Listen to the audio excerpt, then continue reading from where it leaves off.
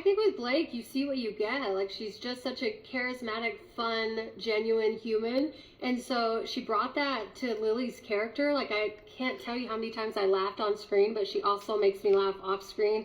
She's such a nice, funny person. And I feel like someone called her a crown straightener. And I can't describe that, her in a better way. Like, she's such a girl's girl and just wants the best for everyone around her. You say, yes, I did, and then, but it turns out that you're just trying to manipulate me, and then that will make And sense. the button thing you came up with, which I don't know what would happen if you wouldn't have thought of that. Yeah, I find that we apologize for asking for what we want a lot. I find myself like, I'm so sorry, thank you so much. You don't have to do that, but women are, seem perceived as being demanding or difficult.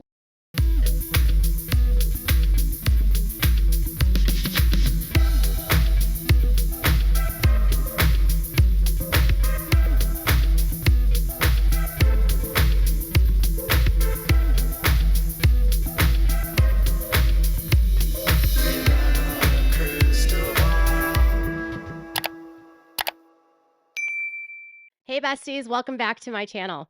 Remember when I broke the story about the Vanzan lawsuit and I found the mechanism that Blake Ryan and Ryan Reynolds used in order to obtain documents from Stephanie Jones? And remember how I said that this lawsuit seemed to be a sham lawsuit because it was devoid of any factual allegations that tied directly to the film, Justin Baldoni, or any issues with this. It was all about marketing. It was all about reputation. It was about an employee that might be damaging their reputation, someone that they had a contract with, right? And I said, this doesn't make sense. And then they used it as a mechanism to avoid service and notifying anyone else.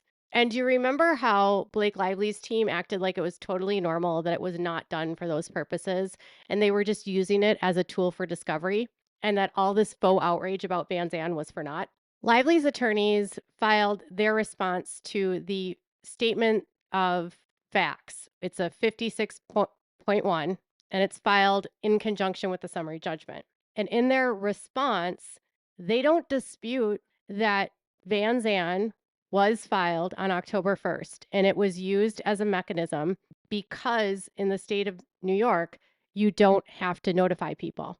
And they were able to bypass notifying people to object to the subpoena. On October 1st, taking advantage of New York rules that permit discovery even before an issue has been joined, and of the fact that no defendant has been named who could thereby invoke the court's process on their behalf, undisputed. Such requests were made even though the complaint did not refer to the film or Jones works at all, undisputed. The filing of the lawsuit and the issuance of the subpoena created a legal mechanism by which Lively, through Vanzan, could ostensibly claim to legitimately obtain the documents Jones had found on Abel's phone. Absent a court's compulsory process, Jones could not simply turn over records she found on one of her employees' phones.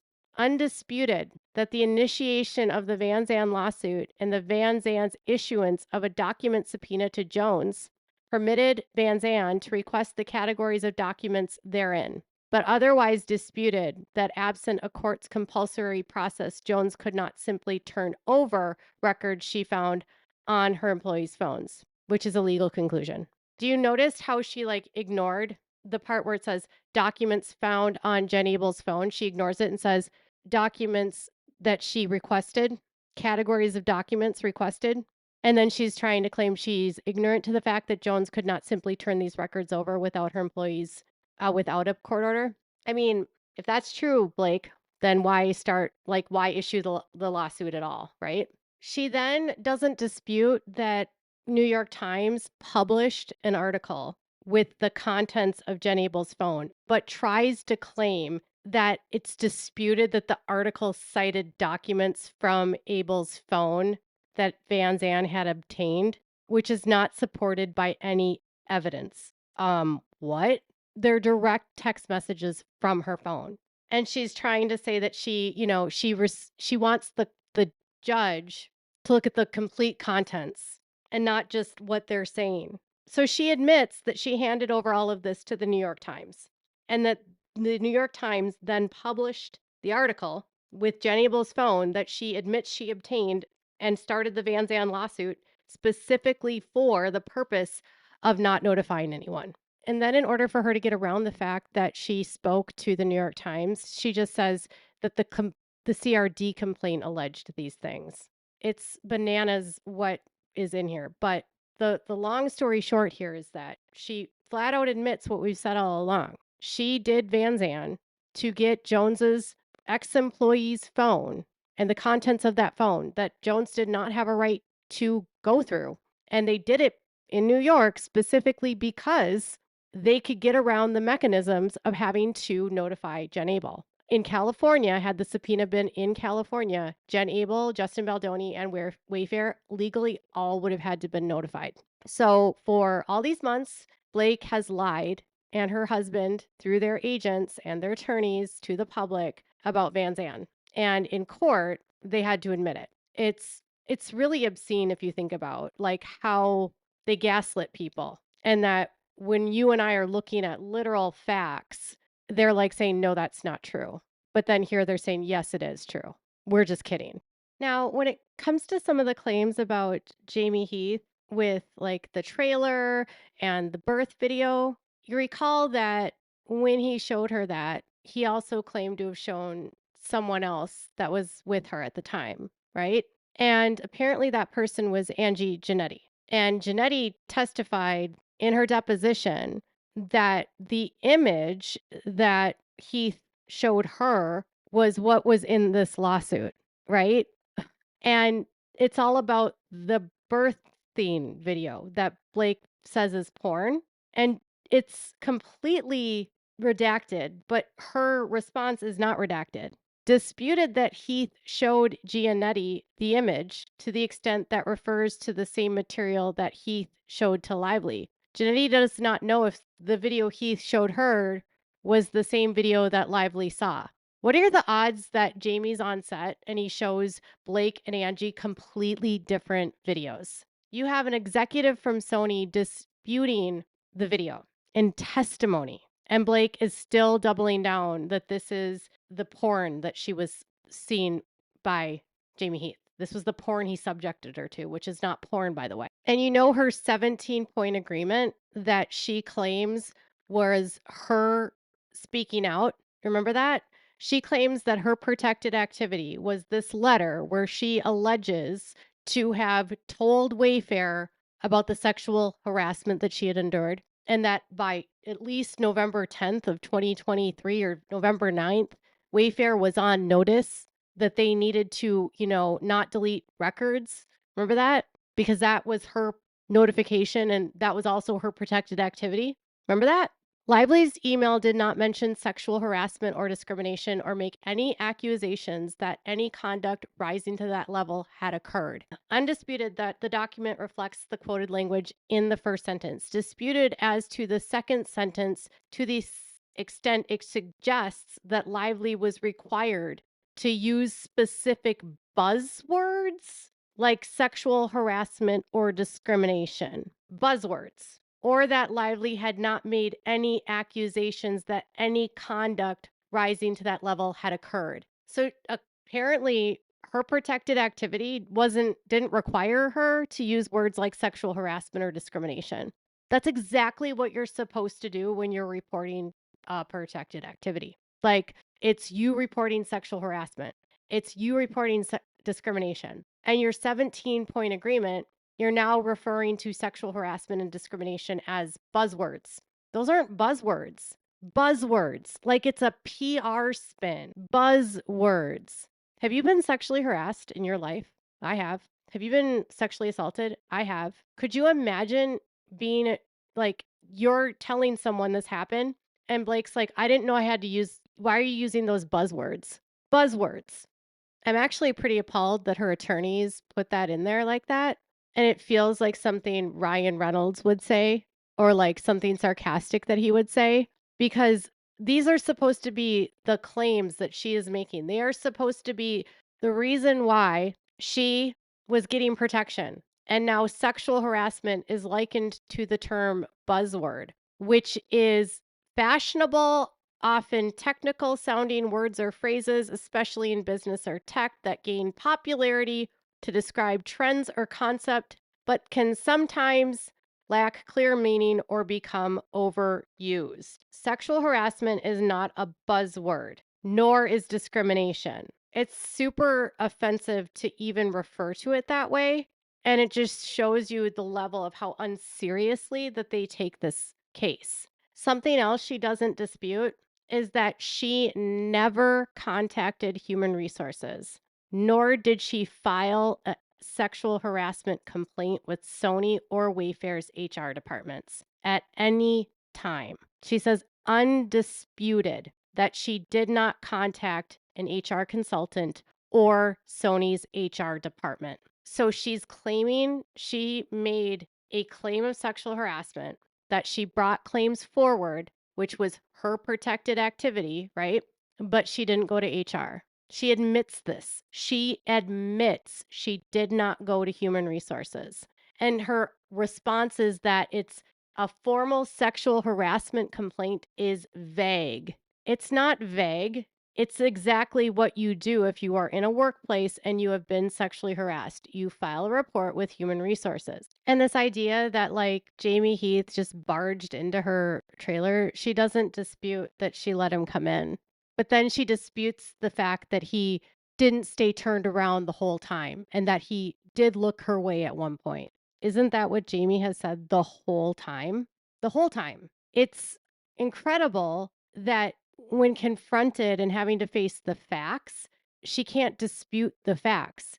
It's no different than with what happened with the birth scene that she saw and Angie saw.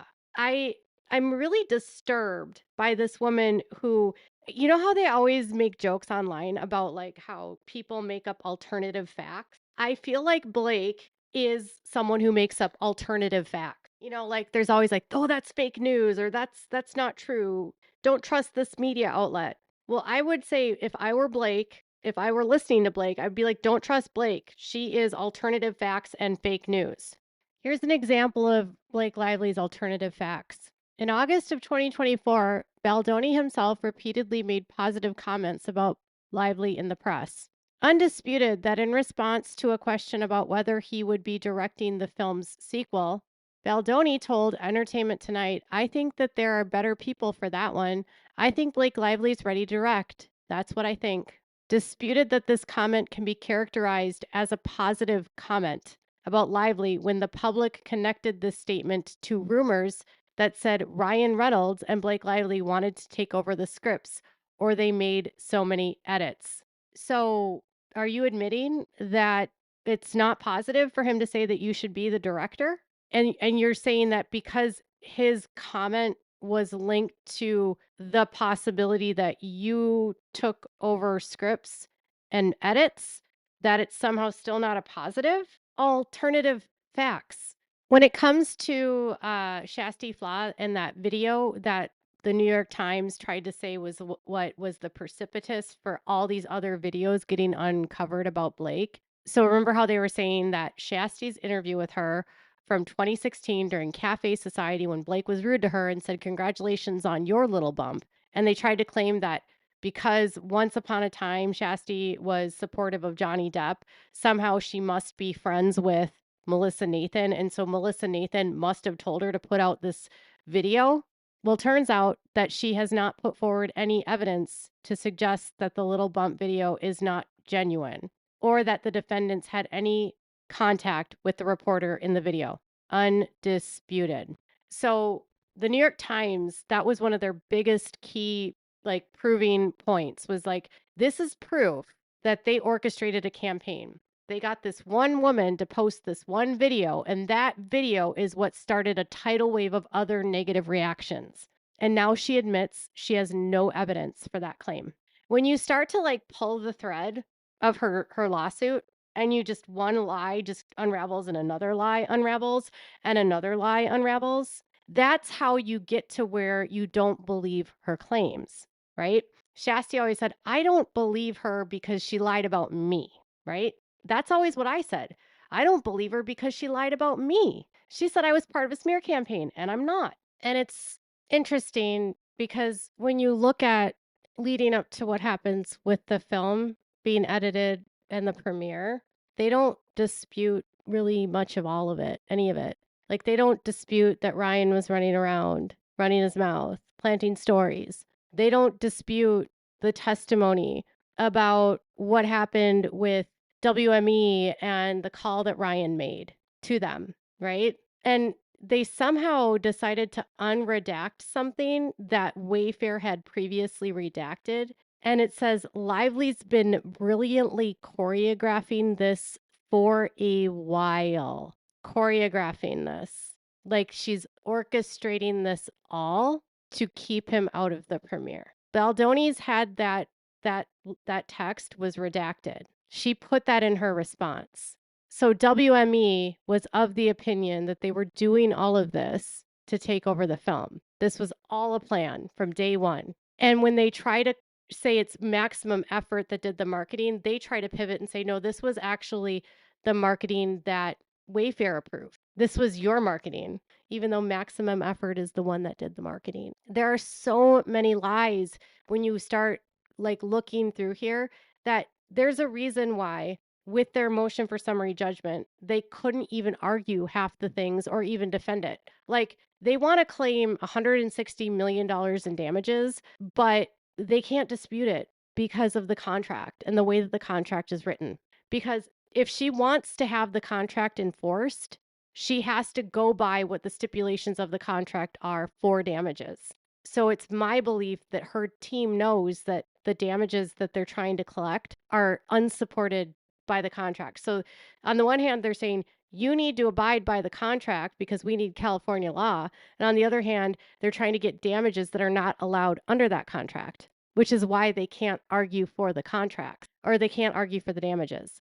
So because she cannot tie them to planting any stories, she can't tie them to Shasty's video, and she admits to the Vanzan stuff. Do you know what her explanation is for the smear campaign?